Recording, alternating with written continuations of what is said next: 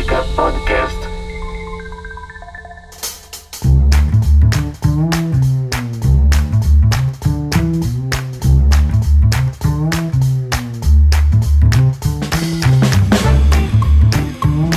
Penso, Jogo, Existo.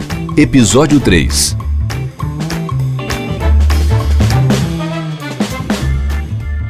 Olá a todos, meu nome é Israel Mendes e esse é o podcast Penso, Jogo, Existo. Tô aqui do meu lado com Felipe Dalmolin, game designer, e Rodrigo Oliveira, pesquisador. Vambora, galera, falar sobre as histórias que os jogos contam? Isso aí, vamos lá. Então vamos lá.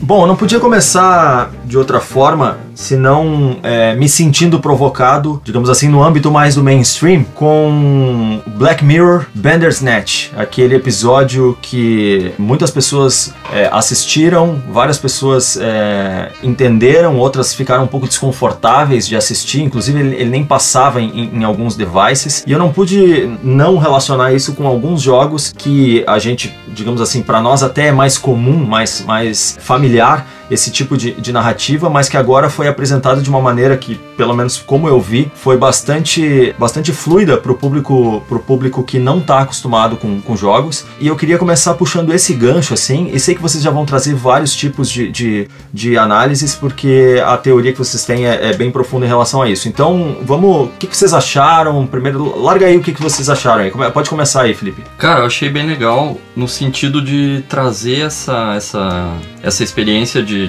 jogo, de decisão, de narrativa bifurcada pro mainstream, que nem tu falou. Uma coisa que a gente, claro, já consumiu em jogos de outras formas. Teve uma época que o jogo também tinha essa mesma pilha de filmagem e escolha, que teve um período de uso de full motion video em videogame. Então o pessoal tá falando até disso não, mas isso já existia, eu já joguei isso lá nos anos 90, já joguei no Dragon's Lair nos anos 80. Mas eu acho que o grande mérito é trazer isso pra uma coisa extremamente acessível, assim, do ponto de vista de interação e de público até, por não ser focado no gamer, na pessoa que já está imersa num cenário de videogame, de jogo, porque realmente é uma coisa que está mais alinhada com... Talvez mais alinhada com narrativa tradicional, mais realmente ver uma história acontecendo, ver atores, etc. E aí a escolha entra como brincadeira e como um passinho a mais dentro desse contexto, assim.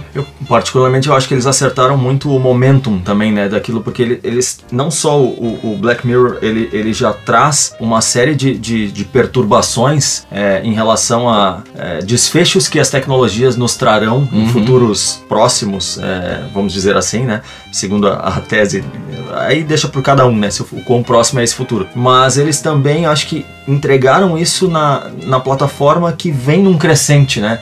Vem num crescente de entregas de inovação, aí mais tecnológicas, mas em formatos, né? De entrega de narrativa. Mas eu achei que eles acertaram bastante a mão para isso, então eu acho que foi um conjunto de coisas que colocou esse episódio especificamente talvez um modificador, assim, A partir de agora, eu acho que vão começar a surgir coisas como aquele formato que eles entregaram, já mais dentro dessas narrativas tradicionais, né? Coisas que a gente, como a gente falou, já estão mais acostumados. Sim. E como é que bateu pra você, Rodrigo? Cara, eu gostei bastante do Bandersnatch, de verdade. Me senti voltando a outros momentos, como o Felipe mencionou. Não achei o formato da história, não o conteúdo eu achei legal, nem vou entrar nesse mérito. Mas eu gostei do fato de você poder usar o controle remoto da TV e de ter 10 segundos pra tu tomar a decisão, e aquilo ter causado um pouco de desespero, aquilo fazer tu ter de mexer um pouco e não ficar só assistindo parado. E eu vi nas redes sociais um monte de opiniões, né? Tem muita gente dizendo, isso aí é velho, mas e daí, sabe? Tipo, eu achei massa, de verdade, acho que é uma oportunidade muito legal. Não é a primeira vez que o Netflix faz isso, né? O próprio Felipe comentou que teve do Minecraft, era pra crianças, né? E talvez as decisões fossem um pouco mais pesadinhas, assim, na mudança da história. E como tu falaste antes, pra gente que tá habituado com os jogos, e esse tipo de narrativa que se bifurca, ou a narrativa multiforme, ela não é uma novidade. mas de alguma maneira a gente participa da história, a gente toma uma decisão e a maneira que ela vai refletir na história ali, eu me sinto participando, sinceramente. E mesmo na condição de quem já fez joguinhos e que joga bastante, eu me sinto participante, achei bem positivo. E não sou daquele tipo de espectador que espera que Black Mirror vá explodir a cabeça da gente a cada episódio. Não, eu entendi a proposta, achei bem positivo, cara, achei bem legal mesmo. Acho que representa muito bem o que acho que a gente queria dizer pra um público grande. Talvez não um pouco sobre como um jogo é feito, né? Porque na história eles mostram que um jogo é feito por um cara fechado pirado, lá no quarto, pirado, cheio de drogas, enfim. Isso não representa a indústria e tal, mas eu achei muito positivo, cara. Achei muito legal, me divertiu bastante. Não sei se eu fiquei tanto tempo envolvido diretamente com um filme comum quanto com esse episódio. Que eu tô chamando de episódio também, tem gente que tá dizendo que é um filme. Eu também prefiro entender que foi um episódio, até num nível mais experimental, assim. Eu acho que Charlie Brooker lá ousou, pero no mucho, porque eu acho que a gente já conversou um pouco sobre isso, mas vou trazer aqui para o pessoal que tá nos ouvindo, que acho que a maneira como foi trazida, e o episódio não vai ficar, esse episódio nosso não vai ficar falando só sobre isso, mas eu acho que é uma boa introdução pra gente desembocar, enfim, em tipos de narrativa e coisas parecidas, que é como a gente vai conversar agora. Mas assim, a entrega que ele faz é uma entrega que, pra mim, ela começou bem, ela foi, digamos assim, ela foi se normalizando ao longo do episódio. Em especial pela escolha dele de tratar, do ponto de vista do conteúdo, a metalinguagem. Porque a metalinguagem, pra mim, ela traz sempre um rompante de brilhantismo, mas de um início de carreira criativa para as pessoas que trabalham em funções, ou trabalham com funções que necessite fazer o uso da criatividade. Então, a metalinguagem ela é muito legal, mas eu não gosto dela como um fim, eu gosto dela como um meio. Então, eu acho que... Mas eu entendo a escolha, então eu acho que a entrega que ele fez foi no sentido de eu preciso apresentar para um público que não está acostumado com um sistema de escolhas, né? E a gente falou isso nos nossos primeiros episódios, né? Uma das características, uma das estruturas que um jogo entrega é um bom sistema de escolhas para o usuário, né? Aí, ali dentro, existem escolhas mais e menos significativas. Ele começa dando escolhas bem pouco significativas, né? E aí a gente, nitidamente, quem é dos jogos consegue perceber que ele está quase fazendo um tutorial para iniciantes, né? É nítido isso. É muito nítido isso. Qual é a marca do cereal? Exato. Escolhas que não vão fazer a menor diferença, né? A não ser uma diferença visual, estética, mas não estrutural nos caminhos da narrativa. E depois sim, quando você já masterizou aquela mecânica que é muito simples, né? É apenas fazer um clique na escolha durante 10 segundos. Tem esse certo desafio, né? Porque as pessoas não estão muito acostumadas ali. Então ainda tem aquele, né, detalhes muito micro, mas por exemplo, onde está o mouse e eu preciso chegar até lá e tudo, e ainda fica por trás rodando o filme, ele não para. Então essa fluidez pra mim foi a melhor coisa que foi entregue. E acho que inaugurou. Então o que eu queria lançar de pergunta pra vocês é o seguinte, inaugurou do ponto de vista do mainstream, tá? Porque assim, o que eu tô dizendo? Eu acho que o Minecraft ele tem um público muito específico, que já é mais familiarizado também, e o tema que já vem de jogos apenas é entregue outra coisa numa outra plataforma. Mas ali pegou um público que realmente estava desprevenido, completamente desprevenido. O que eu queria entender de vocês, como é que vocês entenderam essa entrega de um sistema de escolhas? Isso é típico dos jogos, né? Um sistema de escolhas para eles, e o quão empoderados esses espectadores vocês acham que ficaram com esse sistema de escolhas, conduzindo a narrativa a partir da premissa do Charlie Brooker, que depois a gente até entende um pouquinho, evoluindo, que não foi tantas assim, mas a gente, enfim, digam aí. Sinceramente, apesar de ter gostado da experiência, eu não acho que nenhum espectador foi empoderado de maneira nenhuma, porque tá tudo escrito, tudo previsto, e é um fluxograma, né? A história é um fluxograma. Talvez pudesse ter passado a sensação da brincadeira, de estar brincando com a história sendo conduzida. Eu acho que ele teve bastante disso. Inclusive, eu ia dar exemplo, eu joguei o Minecraft antes com a minha cunhada, tem 12 anos, ela seria o público daquilo lá. E aí eu joguei um pedacinho só pra mostrar pra ela, é um filme que tu decide, coisa. E foi engraçado que quando eu assisti aquilo lá, eu, entrei na história, nossa, eu vou brigar com o esqueleto, eu vou pular da ponte, o que eu vou fazer e tal. E ela tratou de uma outra forma, assim, as escolhas dela. Então,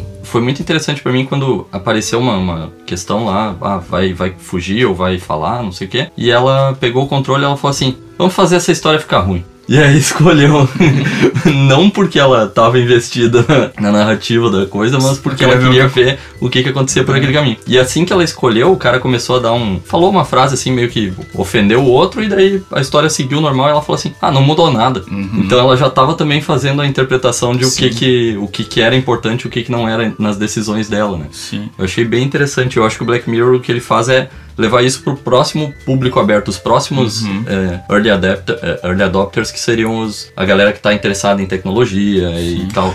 Daí pra frente tá aberta a porta pro mainstream mesmo, assim. Não, e lembrando que o Black Mirror especificamente, ele é, se não há, uma das séries mais importantes do Netflix atualmente, e que fala, as temáticas são de tecnologia. Então, por isso essa convergência de fatores que eu acho que entrega no momento correto. Assim, eu vejo que são degraus bem lógicos, assim. Primeiro, um público infantil com uma marca conhecida, vai juntar dados sobre como é que aquilo foi consumido e tudo. Depois, um público que é bem maior, mas ainda é de quem tá nessa noia de tecnologia, de distopia, né? Iniciados. E aí, a partir daí, eu acho que fica aberto para contar histórias mais acho que normais. Conceitualmente, assim, a gente colocar bem claro o que significa essa narrativa multiforme. É exatamente aquela história de que você tá andando num caminho e em algum momento você tem a opção de ir pelo lado A ou pelo lado B e tomar decisão, né?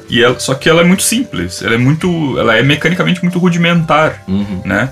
Mas mesmo assim já entrega alguma coisa. Já entregam a participação, já entregam, ao invés de eu ficar sentado no sofá só olhando e lendo as legendas, escutando, não, eu já tenho que pegar o controle remoto, ou eu já tenho que pegar o celular, eu tenho que tocar em alguma coisa. Tem que estar ligado. Eu tenho que estar ligado de alguma maneira. Então, eu acho que só esse elemento, ele já é um elemento diferencial no consumo, né, naquele consumo direto. Eu acho que ele já é um elemento diferencial, porque se a pessoa não gostar da mecânica, por algum motivo, não vai ter imersão pro resto Só que a mecânica é tão simples, que eu não sei se dá tempo pra ter uma opinião sobre ela. E é uma mecânica que eu acho que o usuário de TV já tá acostumado, que é escolhe canal, escolhe opção, sabe? E se ele não tomar nenhuma decisão, vai aparecer um filme pra ele. Não existe barreira de interface. Não tem barreira, né? Então... Não, até nesse caso, eu acho que a mecânica, a gente conversou sobre isso num outro episódio, pra mim, essa mecânica do clique, ela te dá a possibilidade da escolha, mas na verdade ela é equivalente ou um pouquinho mais... digamos assim, me gera um pouco mais de esforço. É uma mecânica muito simples, como a de folhear um livro para conseguir passar a página para frente, sabe? Então, realmente, ela é uma mecânica completamente coadjuvante. É só para, como o Rodrigo falou ali, para experimentar, começar uma experimentação de interatividade. Não chega nem a ser um Quick Time Event, né? Aqueles, tipo, God of War, que tu tá num monstro, subindo um monstro, aperta a bola, aperta... Isso. Que até isso é uma linguagem bem típica dos jogos também. No meio você ter que apertar algum botão ou ter que ficar pressionando para um lado, para o outro, para ter alguma interação. Acho que o equivalente mais direto com o jogo mesmo eram aqueles... Eu acho que o Dragon's Lair era um desenho animado que era de arcade, assim, do fliperama, e tu só escolhia esquerda, direita. Exatamente. E tomava decisão, né? E daí o objetivo era chegar no fim do filme sem morrer, salvar a princesa, etc.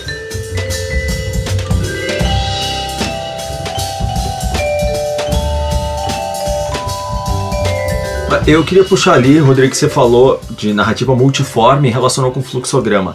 Eu vi muitas pessoas, em algumas críticas, assim, pessoas que pelo menos não vêm da área de jogos, mas que são cinéfilos ou admiradores, enfim, que fazem críticas sobre cinema, falarem sobre narrativa não linear. Bota um pouquinho de rigor aí nessa análise aí pra tentar diferenciar um pouco e vamos pra dentro disso aí. Assim, eu acho que o termo não linear, ele popularmente pode ser usado para se falar de narrativa multiforme, mas cientificamente não é muito apurado isso, né? A gente vê não linearidade de outra maneira. Antes disso, vamos falar um pouco da narrativa multiforme, que é essa narrativa que a gente tá falando do Bandersnatch ou de alguns jogos que você toma decisões que vai mudar o caminho da história. Tudo tá escrito, tudo tem linearidade. No final da trajetória, você vai ter passado por um caminho que foi escrito. Isso é linear. Por isso que o nome que a gente usa para isso é multiformidade mesmo, ou bifurcação, enfim. A não linearidade tem mais a ver com o que não tá escrito. com o que não é previsto, com o que não foi previsto de alguma maneira, ou suposto, mas não necessariamente precisa acontecer, e se acontece, acontece de um jeito que vai ser diferente pra mim, vai ser diferente pra você, vai ser diferente pro Felipe. É bem mais complexa a ideia da não linearidade, até porque ela não necessariamente tem a ver apenas com o tempo da história passando. Como, por exemplo, a gente poderia dizer que aquele filme Amnésia, do Christopher Nolan, né, do diretor Christopher Nolan, que ele tem uma narrativa não linear. Não é verdade, ela é linear porque ela acontece no tempo que ela acontece, do jeito que os eventos são apresentados, do jeito que eles são apresentados ali. Então tudo ali é linear, até acontece, né, do momento zero da história até o momento 100%. E a montagem faz com, né, apresenta coisas do passado antes do futuro. E mesmo se essa montagem tivesse a critério de quem assiste, por exemplo, você considera que seria Sim, linear. porque ela teve, à medida que o tempo foi passando, a história foi sendo contada naquele tempo. E aí, o jeito que a história é contada precisou de memórias anteriores. Isso tudo é linear, tudo isso tá numa linha do tempo. A gente fala de não linear quando a gente consegue estourar essa linha do tempo e sair pra outras coisas que não foram previstas e que foi construído algo que não foi roteirizado de maneira nenhuma antes. Eu posso dar um exemplo pra vocês? Vai lá. Não sei se eu já contei esse exemplo, mas se eu já contei, me interrompam imediatamente, por favor. Eu sei que eu já contei pra vocês fora do ar, tá? Mas no ar não sei se eu contei. Tem uma série de jogos, Fallout, e é um jogo de mundo aberto, né? Jogos de mundo aberto você praticamente, entre aspas, faz o que quiser, né? Como numa caixa de areia. E aí, em um determinado momento desse jogo, me deparei com uma redoma onde tinha um monstro lá dentro, um Bahamut lá dentro. E nunca que naquele nível do jogo, devia estar no nível 3, sei lá, eu não ia conseguir matar aquele monstro, nunca, de jeito nenhum. E aí eu pensei, não, mas eu vou dar um jeito, eu vou tentar matar esse monstro. Eu já tinha ignorado completamente a história do jogo, já tinha me desconectado do fio central da história do jogo. E aí eu percebi que eu conseguia, naquele nível, abrir o cadeado da porta onde tinha esse monstro, nessa redoma. E aí eu peguei e botei um monte de minas no caminho, abri o cadeado e saí correndo. E o monstro veio vindo atrás de mim, explodindo nas minas, e acabou morrendo nas minas, e deu tudo certo. Não tem como um desenvolvedor de jogo escrever isso. Não tem como um roteirista escrever isso numa história. Então isso tá rompendo a linearidade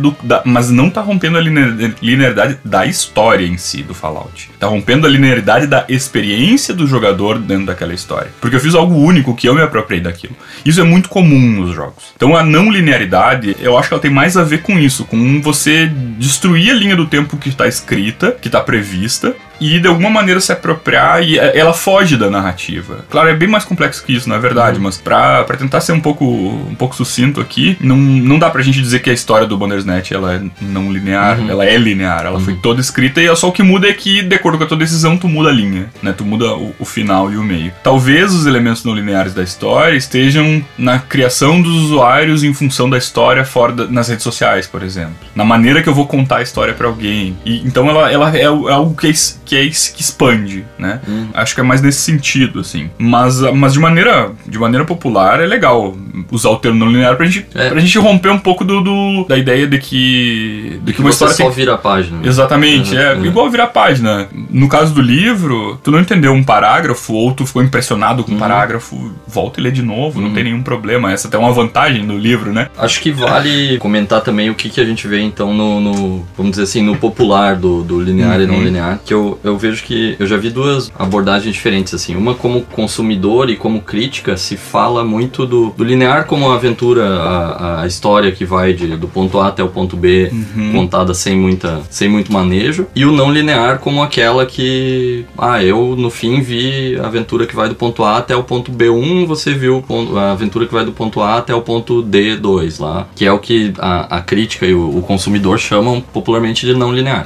Do ponto de vista de game design, eu já tinha visto isso como linear, semi-linear e não linear. Semi-linear sendo essa, que ela tem caminhos diferentes, não linear sendo uma mais específica, que é a que a história mesmo ela tá desestruturada e o jogador ou o consumidor daquilo encontra. Então um exemplo é o Virtue's Last Reward, que é um jogo japonês de quebra-cabeça, de puzzle, assim. Ele vai contando uma historinha, só que você vê cada cena sem saber em que tempo ela acontece, e a próxima cena não é a que acontece no tempo seguinte, é uma outra que você escolhe, eu quero ver o que aconteceu quando eles estavam no navio, não sei o que.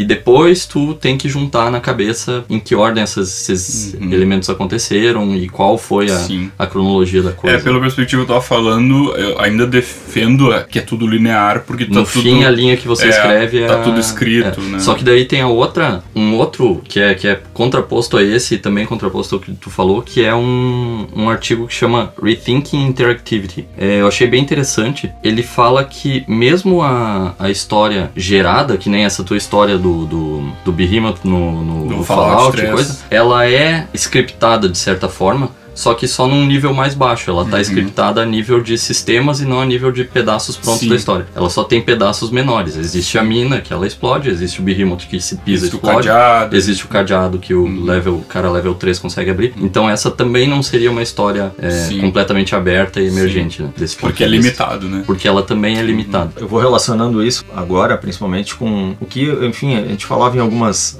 aulas da filosofia no passado sobre a questão das dimensões, que eram graus de liberdade. Eu aplico um pouco isso porque conforme a gente vai abrindo o leque de possibilidades e entregando isso pro jogador, e eu vou chamar todo mundo que assistiu Bandersnatch jogador nesse momento, quanto mais aberto isso fica, mais a pessoa tem que descobrir e mais possibilidades ela vai ter de construir, porque tem a narrativa. Eu acho que talvez o que a gente esteja falando aqui é que existe uma entrega de uma narrativa pronta ou semi-pronta, né? Mas existe aquela história que cada um vai ter ali dentro, né? E essa, ela é original. Eu acho que, por exemplo, num caso como o do Bandersnatch, o que eu achei interessante, mas ainda empobrece um pouco a experiência, é que ao final, não importam as escolhas, ele ainda me permitiu eu voltar nos outros finais, e eu fui simplesmente testando aquilo. Então, de certa forma, eu zerei, aspas nisso, eu zerei o Bandersnatch. O que não acontece comigo, por exemplo, não aconteceu eu joguei Until Dawn, que é um jogo de terror, porque o que eu não escolhi, eu não sei o que aconteceu. Eu não sei. Então, aquelas escolhas, elas realmente ficaram pra trás e não aconteceram comigo. Para eu buscar isso, eu preciso, enfim, me valer de, aí sim, uma busca em outras mídias, né? Fui pra internet pra pesquisar. Mas acho que faz parte um pouco dessa entrega mais para leigos ou para não iniciados ainda, essa pequena granularidade, né? Porque no limite disso a gente tá falando de um jogo mundo aberto, né? Em que a gente, ali você faz, ou vou até pedir pro Felipe trazer a tua experiência com o The Witness, né? Que é ainda mais, não é só uma questão de mundo aberto, né, em que você pode fazer muitas coisas lá dentro, mas ainda tem um nível de abstração absurdo em que você vai ter que significar, construir significado lá dentro também, né? Eu vejo que existe a gente veio assim na história do videogame achando formas novas de contar história, né? Então no começo é uma coisa que é só temática, é espaço, são ETs, joga aí, sabe? Depois disso começa a existir uma história um pouco mais concisa, mais cinematográfica nos anos 90 e 2000, se abre esse espaço para estruturas de mundo aberto, de narrativas multiformes, narrativas bifurcadas, e acho que em algum ponto aí se encontrou essa coisa da narrativa emergente, não que não existisse desde o começo, mas se encontrou o potencial disso em jogos como SimCity, The Sims, Dwarf Fortress, RimWorld, Minecraft mesmo, ele tem muito isso. Eu lembro que a gente contava uma história de Minecraft que é bem que nem tu contou do Fallout, Rodrigo. O Minecraft, ele não tem história própria que não seja a contada por você, né? Então, o fato de que eu construí uma casa, saí para buscar carvão, me perdi numa caverna, nunca mais achei minha casa e tive que fazer um barco e um mapa e acontece muito, são histórias pessoais que surgem de forma emergente, surgem a partir de um conjunto de sistemas que o usuário interage com aquilo e acaba criando uma narrativa própria, né? E o emergente, eu acho que tá intimamente ligado ao comportamento emergente que vem de sistemas, né? Isso, exatamente. Aquilo que não é previsto, mas é possibilitado para quem vai fazer uso daquilo, né? Exato. O Dwarf Fortress, ele é muito conhecido como sendo isso também. Ele é como se fosse a versão inicial e mais nerd, vamos dizer assim, do Minecraft. O Minecraft é uma simplificação e 2D disso. também, né? 2D, feia, difícil de usar. Incrível. Pra te dar os comandos, tu escreve e tal. Mas ele é assim, você controla uma colônia de anões, uma coisa do tipo, e tem que fazer aquele povo prosperar e sobreviver e tal. E as histórias que as pessoas contam sobre esse jogo são incríveis. Elas escrevem histórias em quadrinhos sobre aquilo lá e ilustram e tal, porque fica muito marcado e muito único, muito próprio da sua experiência com aquele jogo.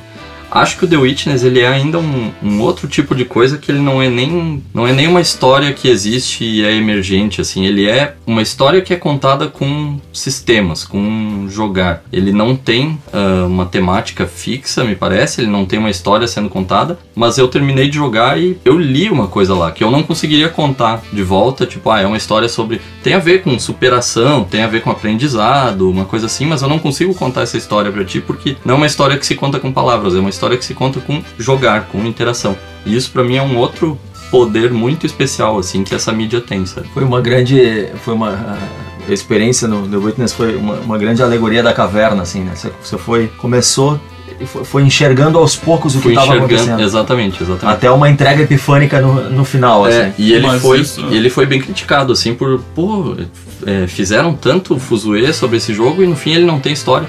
E putz, pra mim ele tem uma história muito clara, mas é uma história que é contada com jogares e não com palavras. Isso acontece em outros jogos, eu acho que num nível menor, num nível menos catártico, como no The Witness. Mas acontece no Portal também, né? Você vai devagarinho achando que tá jogando alguma coisa, parece que é um jogo de puzzle, de repente tem uma... No final ele passa a ter uma narrativa. O Portal ele ainda tem todo, que foi genial pra época dele, todo o aporte de... A história toda é contada através de alguém que tá conversando contigo. Exatamente. É uma gravação separada, não existe não existe cutscenes, né? Não existe aquela separação que existia antes de joga um pouco, assiste um filme, joga um pouco, assiste um filme. Sim. O Portal é feito todo o próprio né? O Braid que a gente já falou antes aqui, você joga o mundo 1, depois é o último mundo que você joga, e é lá que você vai entender toda a história, e antes tá tudo meio estranho. Eu acho muito legal isso, cara. O Jonathan Blow, ele é um gênio, né, do game design, e ele acaba trazendo as oportunidades pra gente apreciar histórias de um jeito um pouco diferente do normal, né. E é aí que eu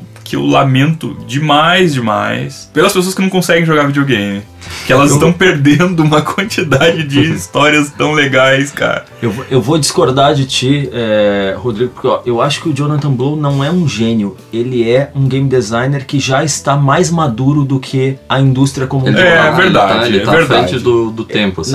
Na maturidade da indústria, porque ele consegue entregar pra gente experiências que eu acho que já se banalizou do ponto de, se a gente for analisar, é impossível não fazer sempre um paralelo com o cinema, né? Mas o cinema ele já nos provoca esse tipo de reflexão há bastante tempo. É verdade. Eu acho que a indústria de jogos ela ainda tá na fase muito do conflito, dos monstros, essas coisas assim, da fantasia, digamos. Eu não tô criticando de forma alguma, eu acho que é um passo necessário. Mas eu consigo ver uma junção de uma certa genialidade, porque enfim, ele é ou no mínimo uma competência super afiada, mas uma maturidade para entregar para além, né? Ele entrega uma experiência de jogo, mas que ela tem um retrogosto, vamos dizer assim, que persiste, né? Sendo bem polêmico aqui, eu concordo absolutamente contigo, mas sendo bem polêmico, não vou citar nomes de outros game designers famosões e tal, japoneses e tal, que criam jogos de robôs e tal, que tem muita gente que gosta, mas eu não acho esses caras genial como o Jonathan Blow. Entendeu? Eu acho que esses caras estão ainda fazendo o comum. Vou falar, eu acho Metal Gear Solid comum.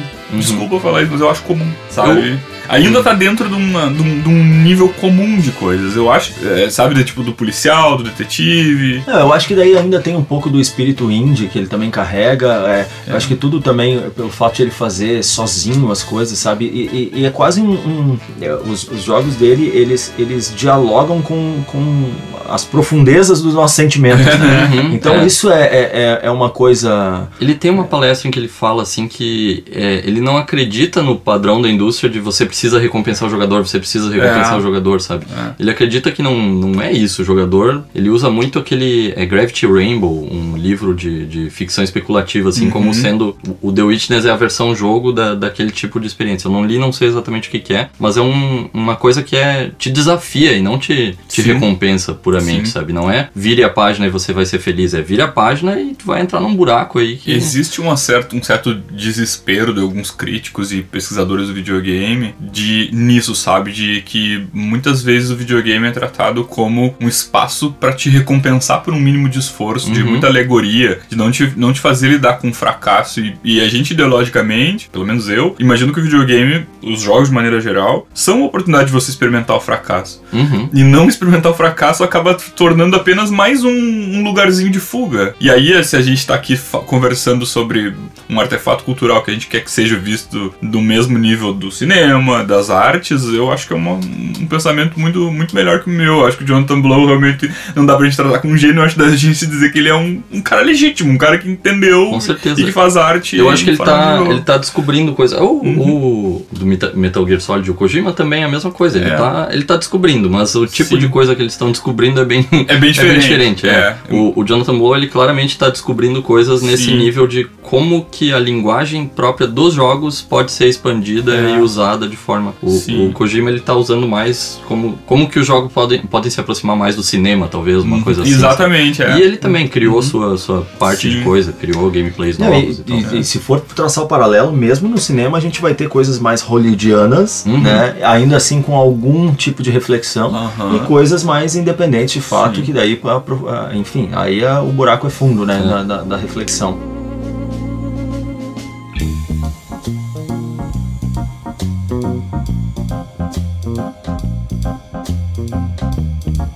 Eu falei ali um pouquinho também sobre esse lance de causar sentimentos. Eu queria que vocês relacionassem um pouquinho também essa... Como é que a gente constrói, assim, o que eu queria traçar era um paralelo diferente, tá? Vou botar um lado e queria que vocês me ajudassem a pavimentar o outro. No cinema, a gente tem toda uma teoria de arcos narrativos que vem lá desde os arquétipos psicológicos junguianos, em que Hollywood se reinventou a partir disso e começou, então, depois de ter masterizado, criou um certo template, né? Então é isso que a gente diz de, enfim, toda essa embalagem hollywoodiana que a gente vê, que depois ela ficou mais, é tudo igual, aspas nisso, né? É tudo igual o chassi, mas claro, daí eles carregam muito em produção e roteiros diferentes, mas ali tem uma estrutura psicológica que se repete. Como é que vocês veem isso acontecendo nos jogos e quais os sentimentos que são evocados a partir disso? Como é que se emociona em jogos, assim? Como é que bate isso pra vocês, assim? A minha experiência que eu tive, por exemplo, um jogo de terror é um pouco mais complexo de dizer, mas eu já joguei muito God of War na vida e eu tenho comigo, assim, porque como ele é um jogo muito cinemático, então eu tento fazer o gameplay dele parecer, em alguns momentos,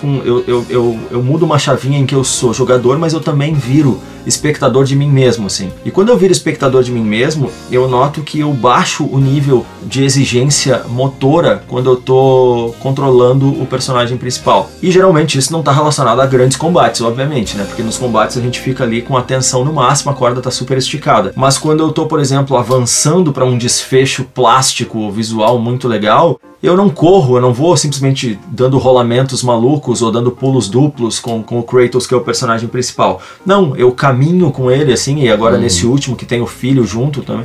Então eu vou tentando dar um certo desfecho dinâmico narrativo, assim, que vá me abastecendo o meu lado espectador. Embora seja eu mesmo que esteja jogando, mas eu tô dentro de naquele momento só caminhar, né? Então eu tô com uma mecânica masterizada e eu posso prestar atenção, então, só naquilo que eu tô vendo. Como é que vocês veem isso, assim? Como é que se constrói? Quais os paralelos possíveis com narrativa? Quais os tipos de história que os jogos podem nos contar, baseado em formatos? Cara, eu acho que nem você falou, terror, ele tem uma coisa que já vem bem própria da forma como a gente interage com videogame, assim, vai existir conflito, vai existir desafio, tensão. Acho que o terror já se resolveu dentro do videogame. Existe um artigo muito bom que é o The Self-Presence and Storytelling, do Thomas Grip, que ele fez Amnésia, fez alguns jogos de terror, assim. O que ele conta é que... Só para não haver confusão, Amnésia, estamos falando de um jogo agora, para quem tá nos ouvindo. Verdade. Antes a gente tinha falado do filme. Existiu no outro Amnésia, é verdade. Exato. Ele fez o jogo Amnésia, que é um jogo de terror, e a grande coisa que ele quebrou nesse jogo, assim, e que ele fala nesse artigo, é que ele percebe que existiu já um padrão de videogame que te colocava super no controle, super em contato direto, que a gente conversou sobre... É uma interface transparente, assim, a gente controla o jogador, controla o personagem anda. Só que esse tipo de interação se dá melhor para jogos voltados para ação, voltado para combate, tiro, desafio direto, pulo, esse tipo de coisa. Enquanto existiu todo um outro set de jogos, como os point and click, os...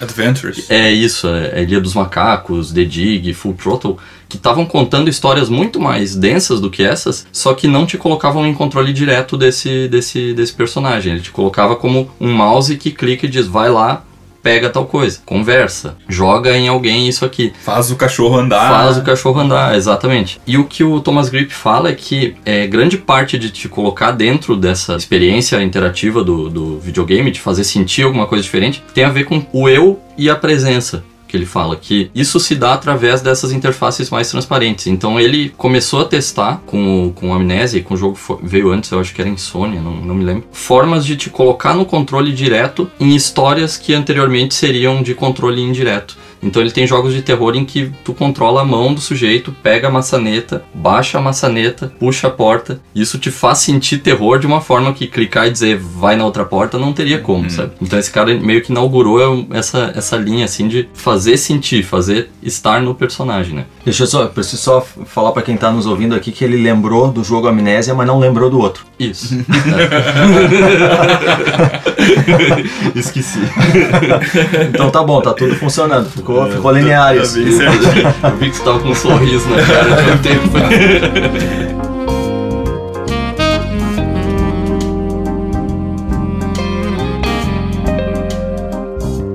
Cara, mas pode continuar. Sobre emoções nos jogos, eu acho que os jogos eles têm um potencial de passar emoção muito grande, talvez não tão grande quanto o cinema e quanto a literatura agora.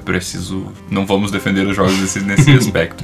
É muito comum a gente chorar vendo um filme, é muito comum você se emocionar lendo um livro, é muito comum você se identificar com um personagem de uma série. Num jogo também é possível, mas eu acho que pelo formato de interação, eu acho que as emoções não afloram. As emoções que eu digo, essas emoções mais sentimentais, mais introspectivas. O medo sim, porque o medo você tá interagindo, você tem algo a perder e é você que tá comandando o personagem, pode morrer, enfim, pode perder ponto, pode, enfim. Já as emoções mais, as emoções de comédia é fácil também, né? Mas emoções mais, vamos dizer assim, o choro, né? Mesmo de comédia, se fala que é bem difícil conseguir acertar a comédia em videogame. Né? Os jogos de Lego têm uma excelente comédia. Eu rio bastante jogando jogos de Lego, cara. Mas são por piadas que se estivessem num filme de cinema mesmo. Seria a mesma coisa. Eu acho que nem o Israel falou, o cinema já encontrou todos esses arquétipos, formas de contar histórias, e o videogame ainda não. Mas eu trago um spoilerzinho aqui pra falar até de um momento de choro de jogo, pra vocês verem como, até o Israel comentava, como se assemelha a um momento de cinema, né? No Red Dead Redemption 1, chega um momento do jogo em que toda a premissa do jogo é você... Aí, tem spoiler, né? Tem spoiler. Aí quem tá nos ouvindo tem spoiler. Salte alguns minutos. Salte alguns minutos se quiser, exato. Mas é o Red Dead Redemption 1, então tá tudo bem, faz muito tempo que o jogo, faz 9 anos que o jogo saiu. Aí já pode.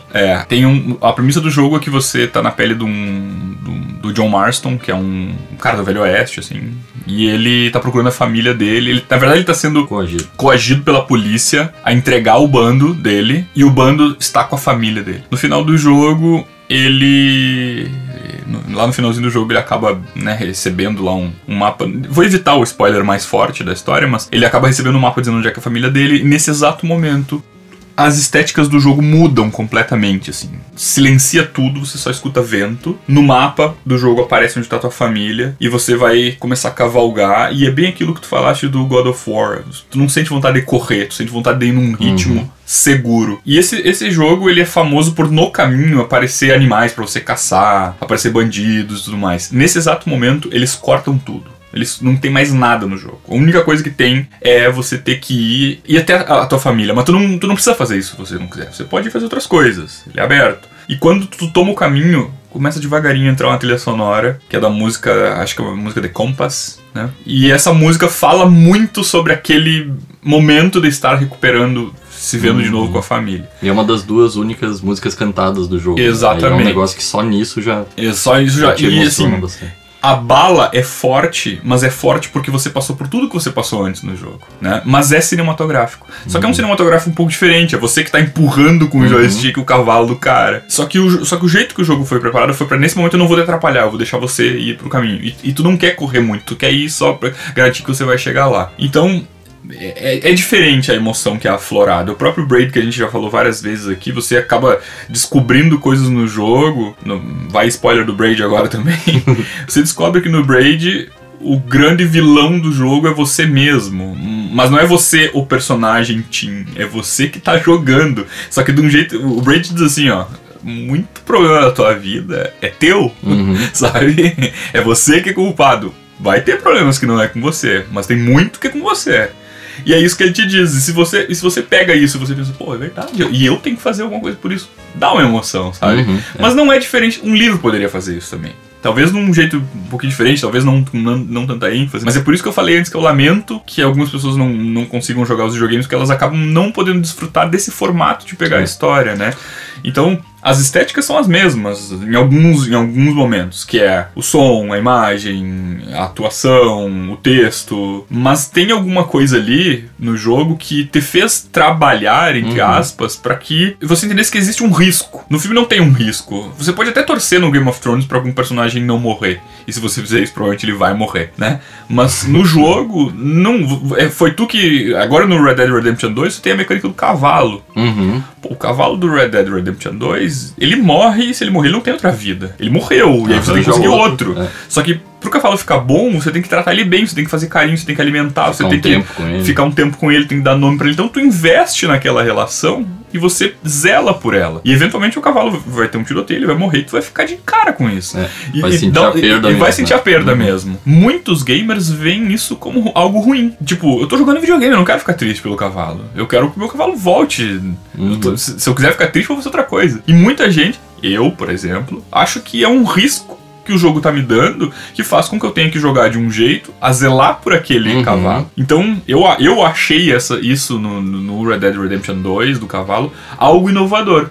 Eu achei algo inovador, te dando assim, cara, se você não cuidar do cavalo, ele vai morrer, você vai ter que conseguir outro. Cara, tu tem que dar nome pro cavalo, tu tem que... E o jeito que tu fala com ele é legal, ele é um companheiro legal. Ele tem várias dessas coisas que são mecânicas que parecem entraves, mas que te levam a jogar de uma forma... Por exemplo, o próprio fato de que se tu tá correndo com o cavalo a toda pelo meio de uma floresta, tu vai bater numa árvore, vai estourar o cavalo, vai voar e tal, te faz com que o ato de entrar numa floresta seja muito mais cuidadoso, deliberado do que isso. Tu tem que ter um zelo.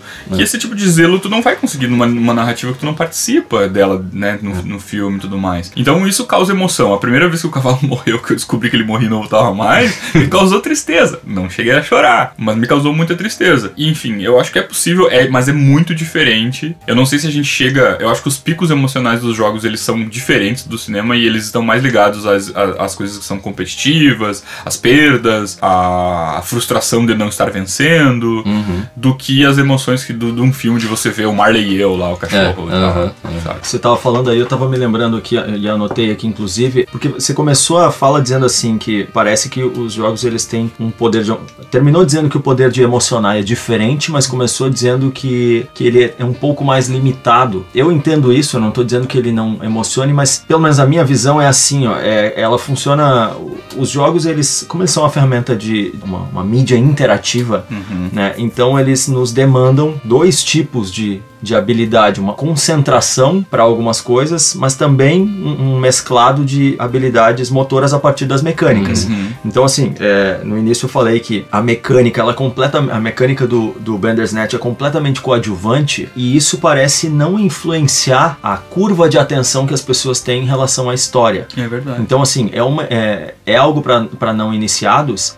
E eu acho que isso é um dos grandes acertos dele. Me parece que o que os jogos, como eles partem de um público já iniciado, eles até precisam ensinar as coisas, porque a gente falou isso em outro episódio também, a pessoa chega completamente ignorante em um novo jogo, né? Então ela precisa aprender, como a gente aprende a caminhar no mundo real, a gente precisa aprender a pular, digamos, em um jogo novo. Mas me parece que ele vai alternando momentos em que a tensão de algum momento, a tensão do conflito de morrer ou perder, ela aumenta, e depois momentos de alívio. Então você tem momentos de tensão, momentos de alívio, momentos de tensão, momentos de alívio. Nessas pausas, eu acho que a gente fica mais propenso a se concentrar tal qual no cinema. E nos outros momentos em que tem desafio, por exemplo, lutas de arena, ou então eu preciso saltar numa plataforma muito estreita, e eu preciso me concentrar para aquilo para fazer, porque aquilo ainda vai me exigir uma habilidade finamente motora. Então esse é o tipo de coisa que parece que o nosso jeito de entender a narrativa, ele se desliga do ponto de vista narrativo cinematográfico, por exemplo,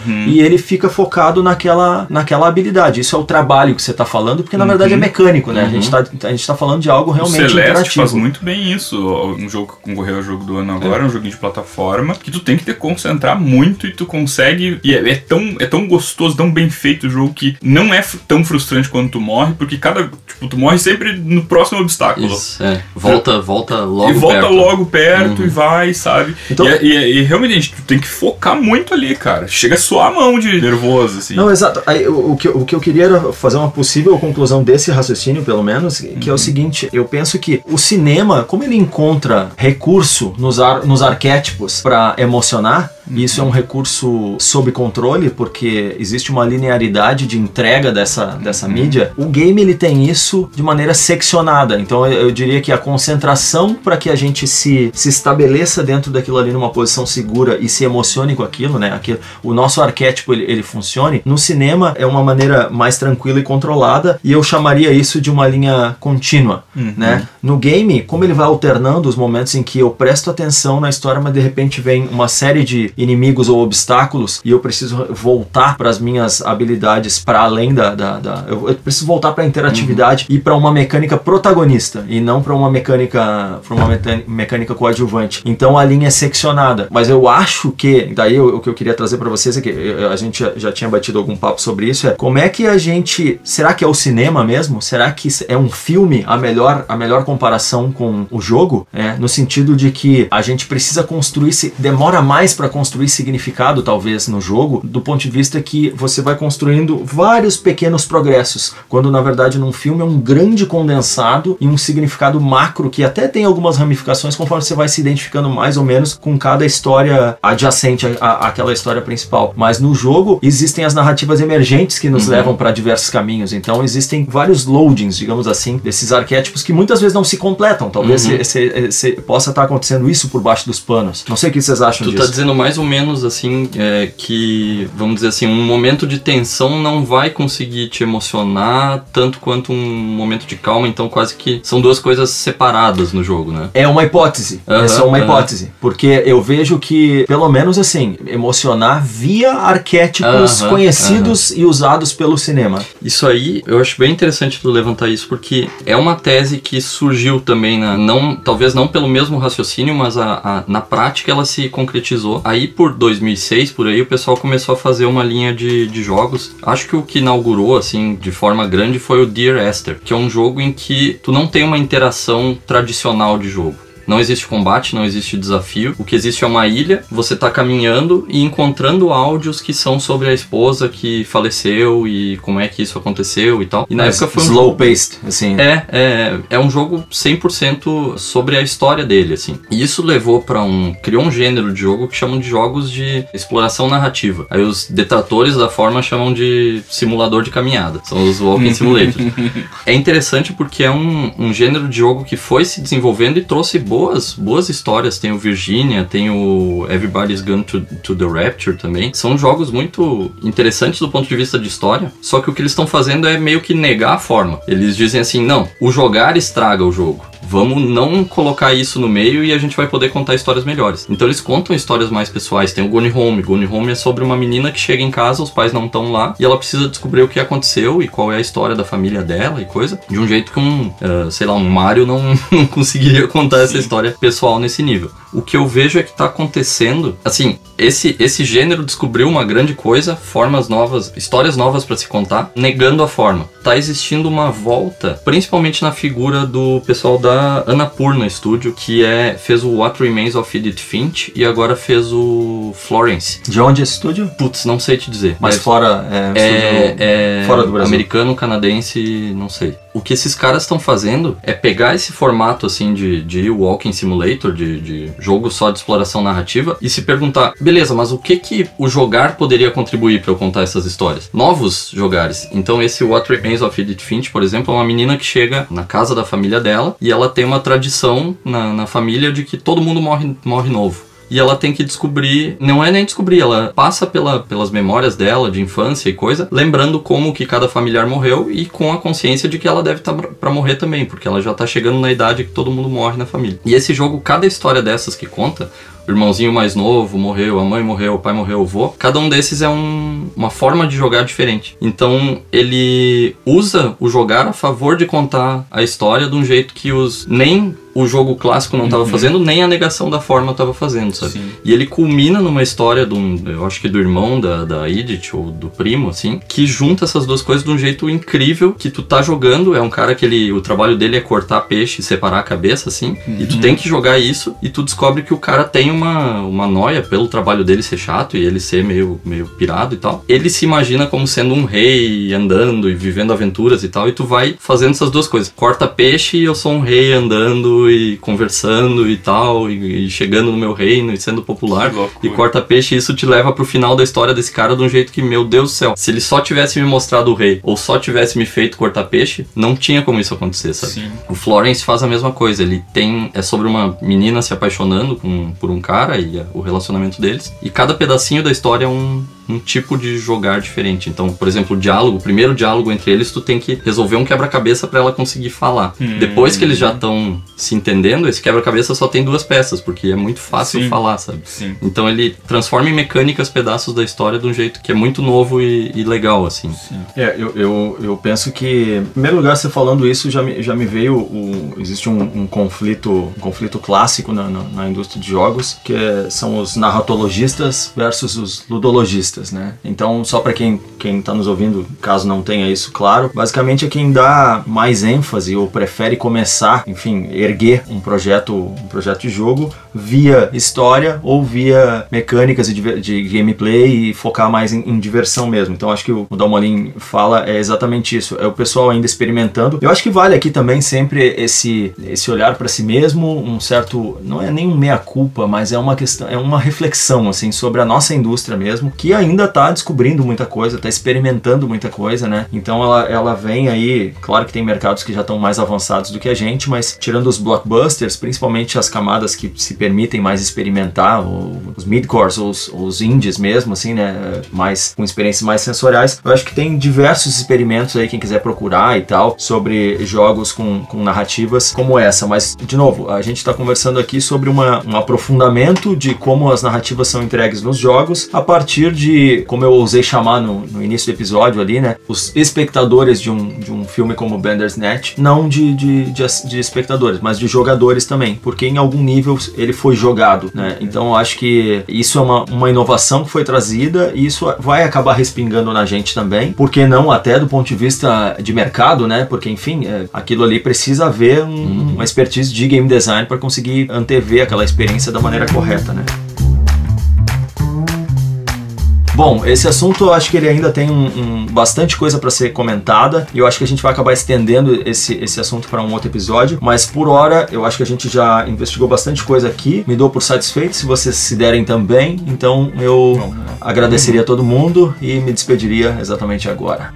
Não, agora não, porque eu ainda tenho que dizer que se você quiser, segue a gente no @AmericaPodcast e não se esquece, esse e outros episódios estão nas principais plataformas digitais, Spotify, Deezer, Apple Music, procura lá, ou então se você não encontrar, vai no www.americapodcast.com.br. Agora sim eu dou tchau, valeu! Valeu!